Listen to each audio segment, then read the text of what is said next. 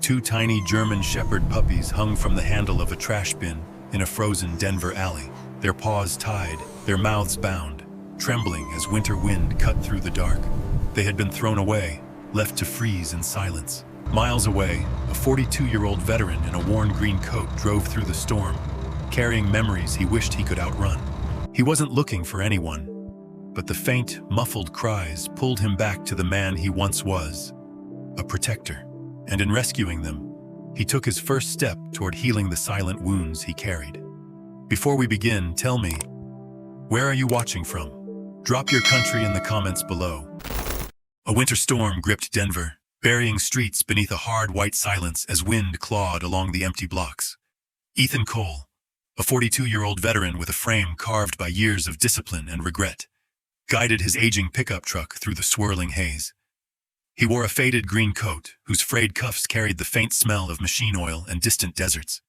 His face, angular, weather-beaten, lined deeply at the eyes, belonged to a man who had spent too long fighting enemies he could no longer name.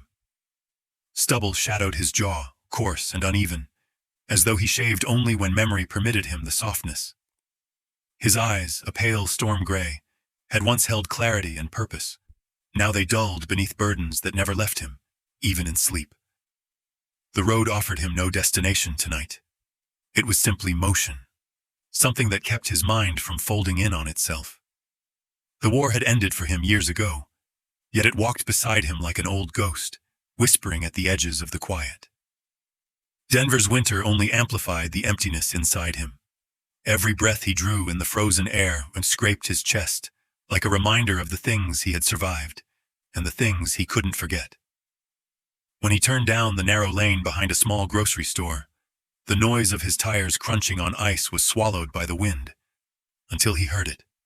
A sound so faint he wasn't sure it was real. Not a clean cry, not a bark, not even a whimper. Rather the muffled, strangled vibration of something alive trying desperately to be heard. Ethan killed the engine, and the silence that followed was heavy, almost accusatory. His pulse ticked up in his throat. Years of military training wired him to investigate, even when he feared what he might find. He stepped out, boots sinking into cold drifts, and lifted his flashlight. The beam trembled along a brick wall crusted with frost. The noise came again, quicker, more desperate. Following it, Ethan approached a large green dumpster wedged between the buildings. His breath caught as the light fell upon two tiny forms dangling from the dumpster's metal handle.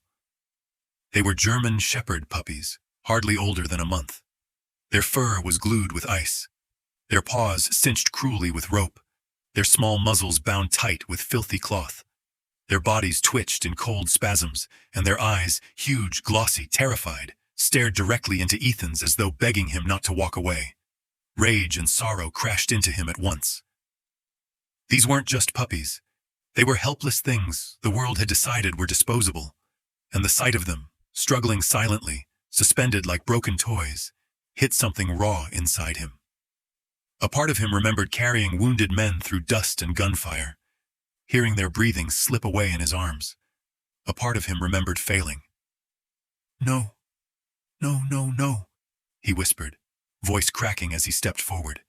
His fingers worked quickly despite the cold. The ropes were stiff, frozen, nearly solid. When he touched the puppies' trembling bodies, they flinched, but couldn't cry. "Easy," he murmured, though his own heart hammered painfully. "I've got you now." The moment the cloth was loosened from their muzzles, one puppy let out the softest, broken whine, a sound so fragile that Ethan's throat closed. He cradled them both against his chest, tucking them beneath his green coat, feeling their skeletal weight press into him. Their fur was so cold it burned his skin.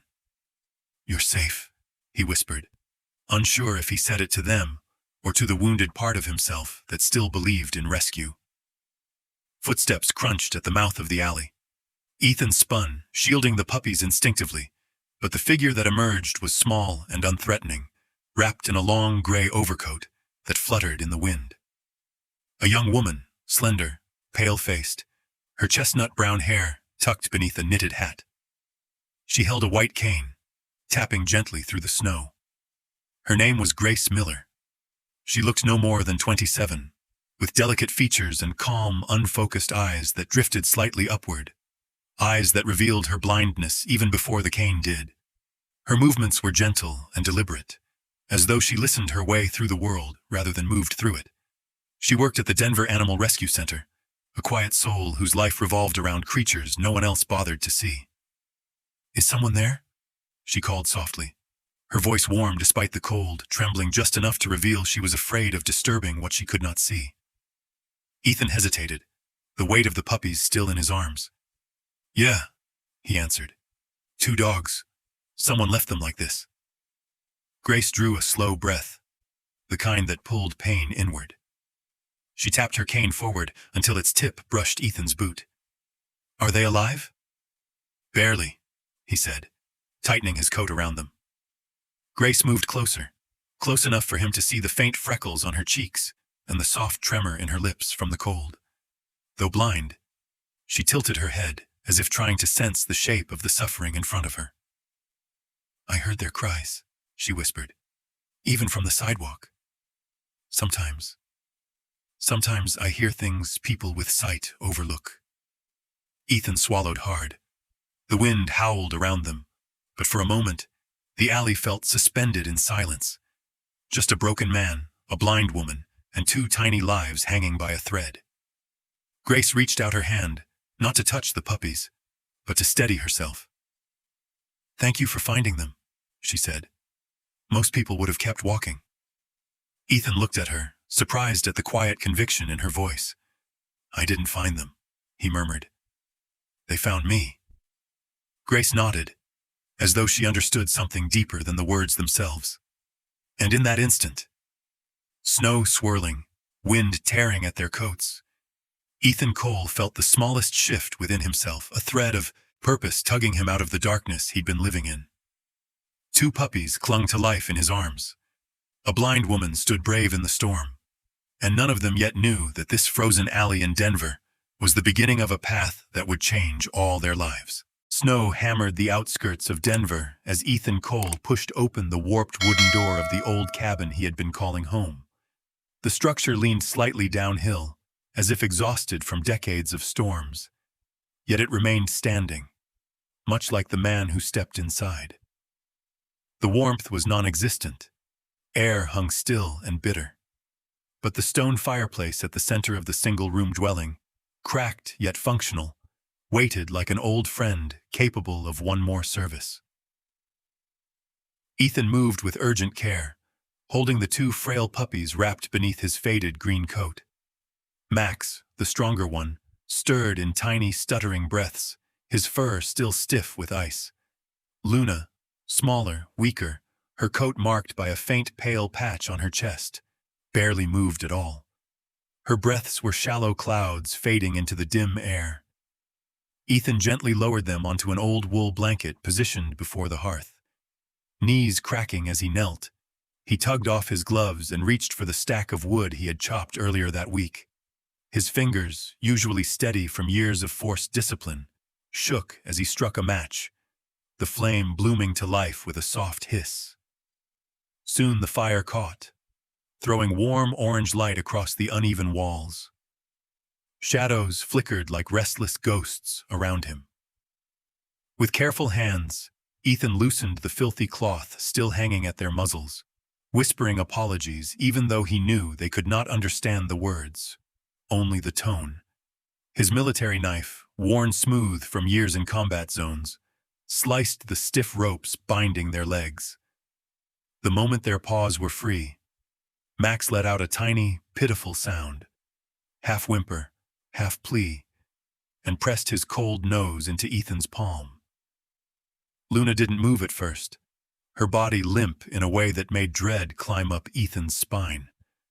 "Come on, sweetheart," he murmured, cupping her tiny form between his palms and rubbing gently, trying to coax warmth into her bones. "Stay with me." He reached into a cupboard near the sink where he stored emergency supplies, mostly canned food, ration bars, and instant coffee. He tore a ration bar into pieces, soaked them in warm water from his canteen, and brought the softened bits to the pups. Max licked clumsily, his little tongue weak but determined. Luna only made a faint sound, turning her face slightly, as if her body wasn't sure whether to keep fighting. Ethan drew her closer to the fire, lifting her tiny head with his fingertips.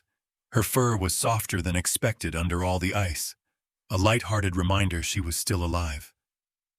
He wet his thumb in the warm water and let a droplet fall on her lips. After a tense moment, she licked it. Relief washed through Ethan like thawing ice. "Good girl," he whispered, feeling a knot in his chest loosen. He had seen enough death, on battlefields and in the quiet corners of Denver's forgotten streets. He refused to let it take anything else tonight. As he worked, the storm outside intensified, snow slapping the roof into a saison, wild bursts. The cabin creaked as if protesting the cold. Ethan pulled the blanket closer around the puppies, using his own coat as an extra layer. The fire crackled, warming the room with its slow-growing breath. Only then, when the puppies' trembling eased even a little, did Ethan allow himself to lean back against the wall. His body ached with exhaustion, but it was the emotional weight pressing hardest. The raw echo of seeing the puppies trussed up like discarded trash. It reminded him of the night he lost Private Halloran, the youngest soldier in his unit, barely 19, freckles still on his cheeks. Halloran had been trapped under twisted metal after the convoy exploded. Ethan had tried pulling him free, but frost in the Afghan mountains had already numbed the boy's legs. The memory hit like a sudden blow. Ethan clenched his jaw, forcing the ghost back. Tonight, at least, he had saved someone. Two someones. Max lifted his head again, his dark brown eyes shining in the firelight. There was something fearless in that gaze, small but unbroken. Ethan stroked the puppy's head. "Max," he said softly, choosing the name because courage deserved to be acknowledged. The puppy nudged his hand, as if accepting the title. Luna stretched one paw, barely grazing Ethan's wrist. Her eyes fluttered open, soft, unsure, but alive. Her fur glowed faintly where the firelight touched the pale patch on her chest, like a tiny crescent moon. "Luna," he whispered, "you're my little moon." He wasn't a man given to sentiment. War hardened him, hollowed him, taught him that attachment meant loss. But tonight, something in him softened. Maybe it was the way Max leaned against Luna, guarding her even while weak. Maybe it was the way Luna kept breathing, despite having every reason to stop. Or maybe it was Grace Miller's voice echoing faintly in his mind. Gentle, steady, believing in things unseen. Grace, the blind young woman who had heard what the world ignored. He could still picture her delicate face framed by chestnut hair, her unseeing eyes searching the air, her white cane tapping like a heartbeat in the snow. Her presence in the alley felt like some quiet kind of intervention. She had appeared without fear, without hesitation, guided only by compassion. Ethan wondered how someone who spent her life in darkness could radiate so much light. He pulled the blanket around Max and Luna one more time, ensuring no draft slipped in. The fire's warmth deepened, painting their tiny forms in gold. Max laid his head on Luna's side. Luna, stronger now, nudged closer. Ethan watched them for a long while, listening to the wind and the faint, fragile breaths of two beings who refused to give up.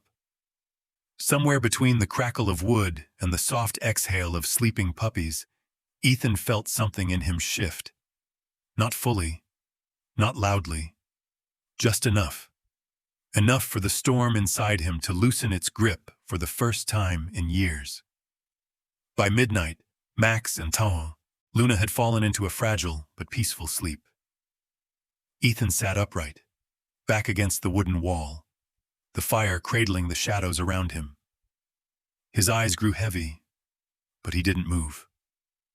He stayed beside them, guarding their breaths the way he once guarded men in uniform. Outside, snow kept falling, cold, relentless. But inside the cabin, surrounded by warmth, flickering firelight, and two tiny heartbeats, Ethan Cole felt himself inching from darkness towards something almost like hope. Morning light crept reluctantly over Denver, faint and silver, the kind of winter sun that only softened the cold rather than warming it. Snow still blanketed the roads, though plows had carved narrow paths through the drifts. Ethan Cole packed Max and Luna into his battered pickup truck, wrapping them carefully in thick towels warmed by the cabin's fire. Max was more responsive now, his brown eyes alert but guarded. Luna remained fragile, her tiny breaths uneven.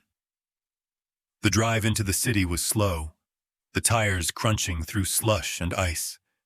Ethan's fingers tightened on the steering wheel as he approached Denver Pet Care, a modest clinic with a faded red brick exterior.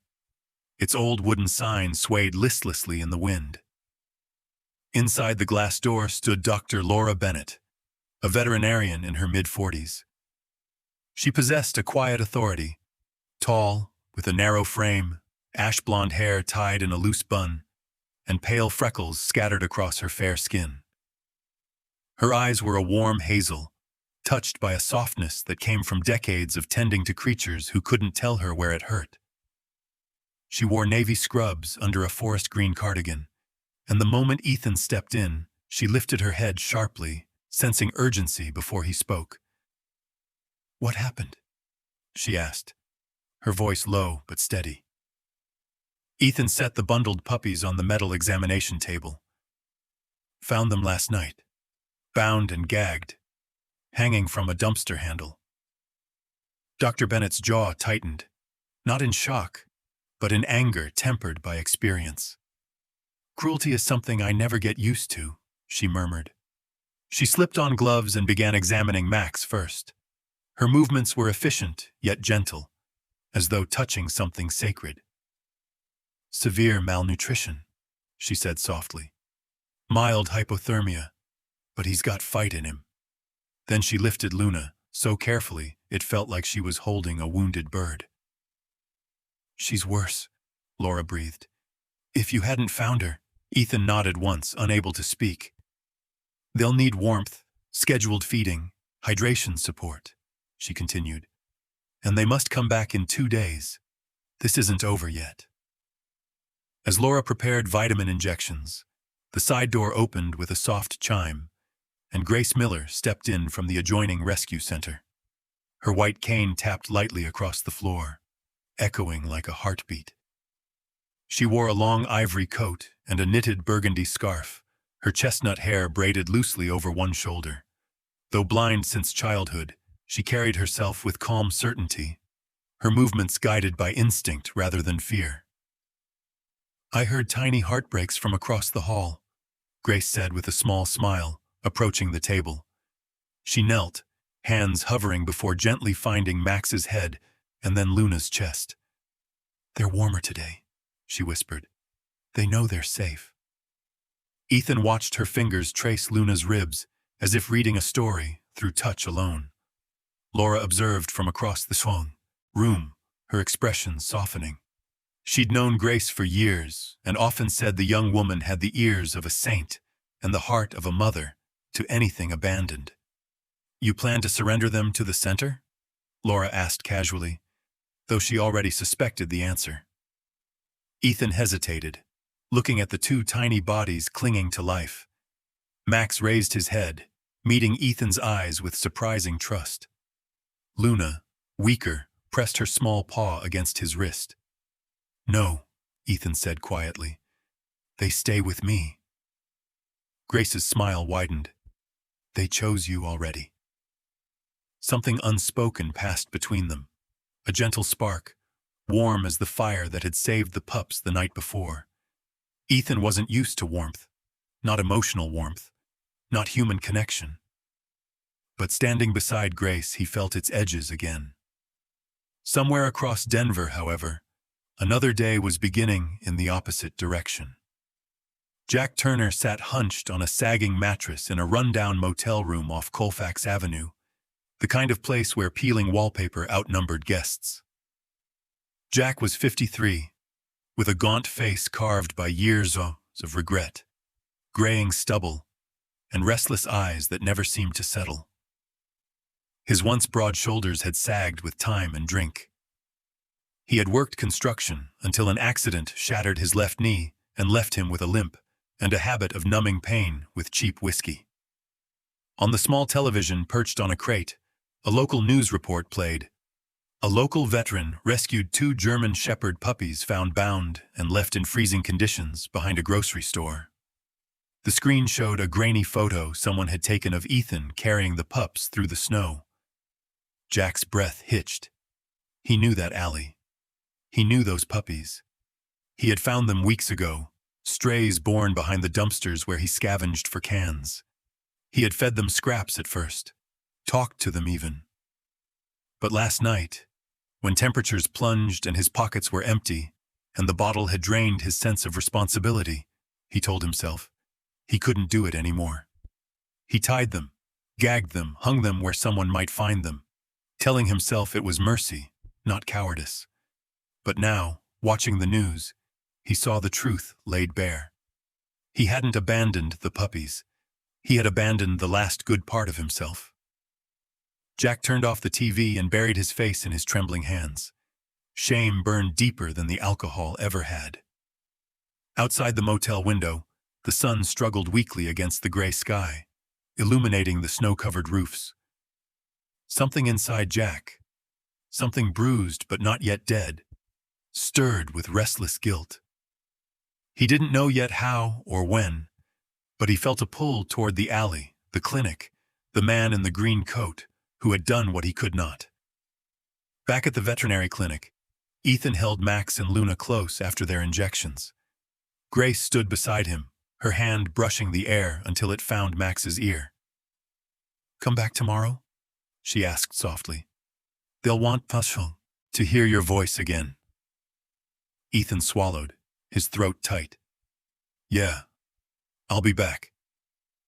Outside, the winter wind howled down the street, but for a brief moment, the world felt warmer for all 4 of them.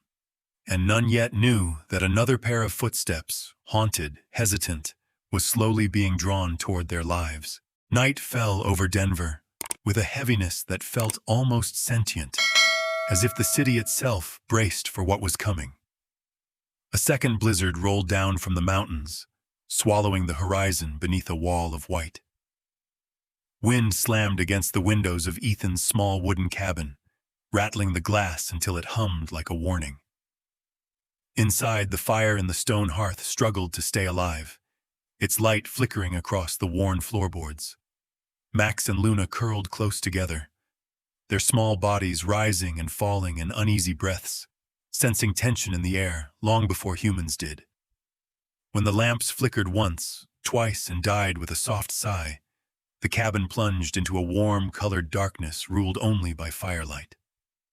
Ethan exhaled sharply. He knew what that meant.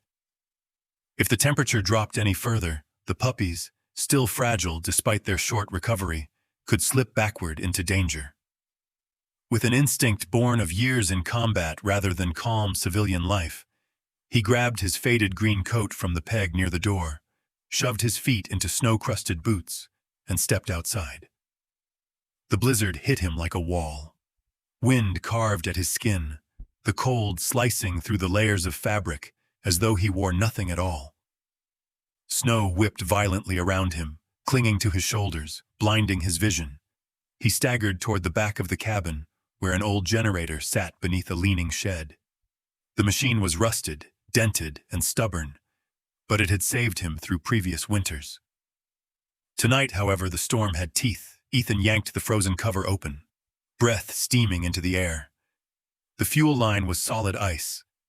The exhaust pipe clumped with frost. The engine coughed once when he tried the starter, then went silent. He knelt in the snow, his fingers numbing so quickly he didn't feel the cold at first. Just pressure, then nothing at all. He scraped at the ice around the intake, but the storm howled louder, and dizziness swept over him. His heart began to thud sluggishly. His breath came in short, painful bursts. A decorated soldier, trained through fire and war, brought to his knees not by bullets, but by cold and time. The irony tasted bitter. Ethan gripped the edge of the generator to pull himself up, but his boots slipped on snow. He fell, the impact sharp, stealing the air from his lungs. He tried again. His limbs refused. 30 steps from the cabin, yet suddenly it felt a world away. He sank slowly into the drifts, the snow rising like a blanket around him. Inside the cabin, Grace Miller sat on a small stool near the fire, listening to the way the wind scraped the chimney. It didn't sound right. Too violent. Too empty. She couldn't see the darkness inching closer, but she felt it.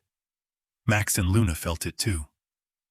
The puppies suddenly bolted to the door, barking sharply, their paws skittering on the wooden floor. Grace straightened, her fingertips pressing gently into the rug to gauge direction. "What is it?" she whispered, already knowing the answer. The pups barked louder, circling her anxiously. Luna whined, nudging the bottom of the door with frantic paws. Grace's heart lurched. She stood, gripping her white cane in one hand. The door groaned against the wind as she pushed it open, the storm slamming icy air into her face. She shivered, but listened, really listened. Snow crunching, a faint, distant sound, a shape collapsing. "Ethan," she swallowed hard. "Go," she urged the pups. "Find him."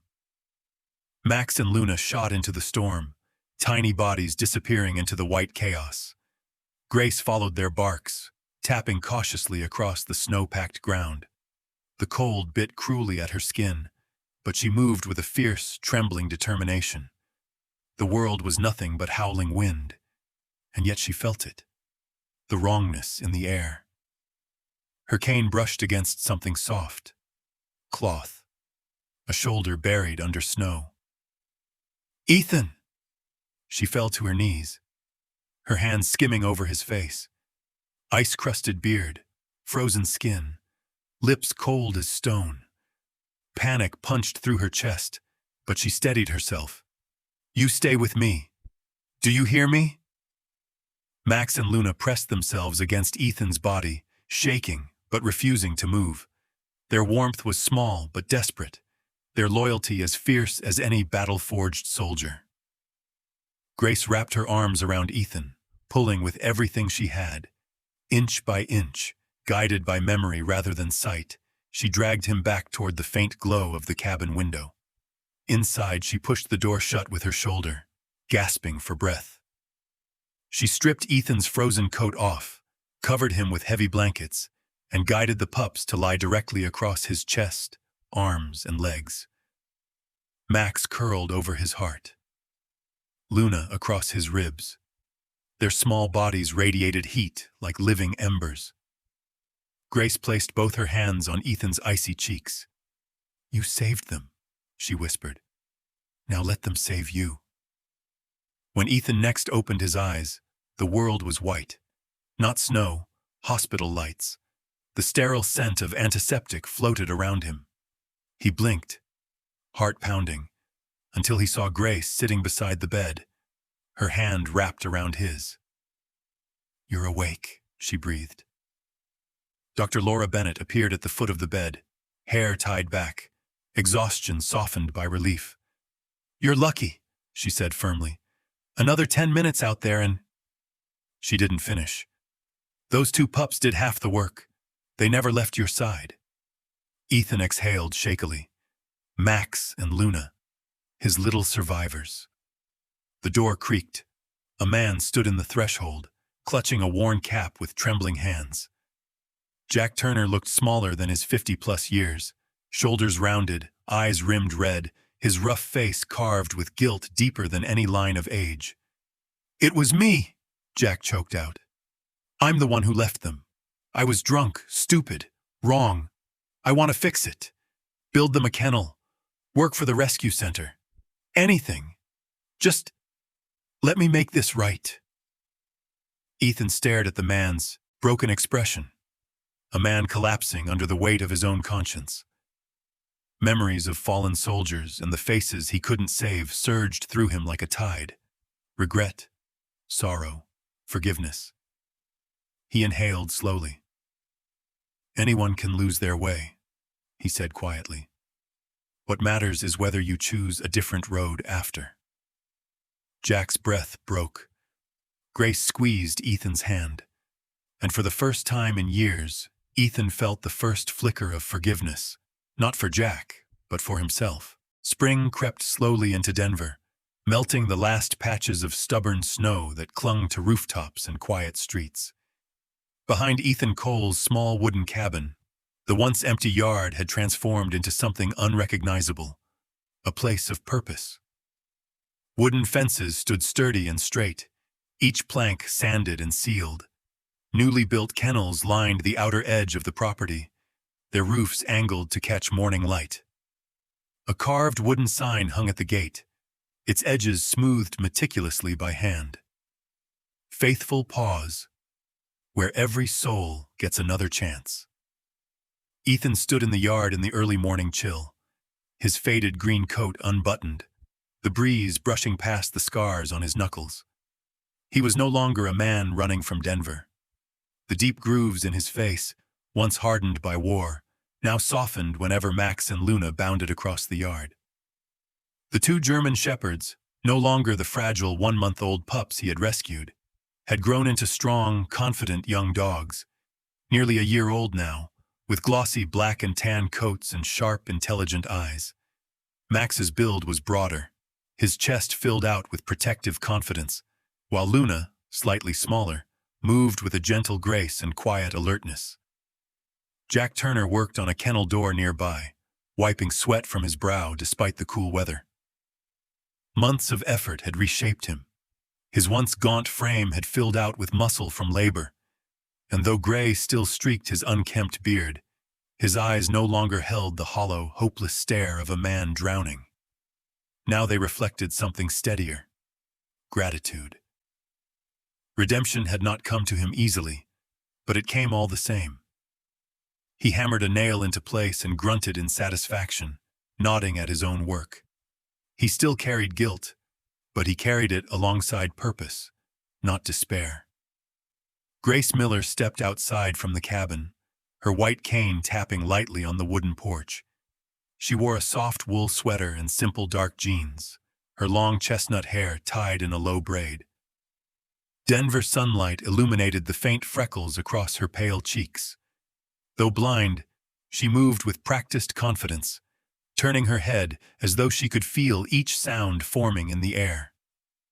To Ethan, Grace had become the quiet center of Faithful Paws, the one who listened to more than just words. She could hear a frightened dog's heartbeat from across the yard, recognize footsteps by their rhythm, and offer comfort with nothing more than a steady hand. Dr. Laura Bennett arrived shortly after, parking her aging Subaru by the fence. She stepped out carrying a crate of medical supplies, her ash-blonde hair pulled into a neat clip. Her tall, slender frame moved with the assurance of someone who had spent half her life caring for creatures in pain. Laura had a softness built from years of heartbreak, animals she couldn't save, cruelty she couldn't undo, but she let none of it slow her hands. Instead, she used their memory as fuel to keep tending to the wounded. "Morning," Laura called. "Ready for the chaos?" "As ready as we'll ever be," Ethan replied. Today was Adoption Day, their first official event. Residents from all over Denver, lonely retirees, widows, veterans hopeful for companionship, families needing a spark of joy, gathered near the gate. Some leaned on canes, some clutched coats against the cold.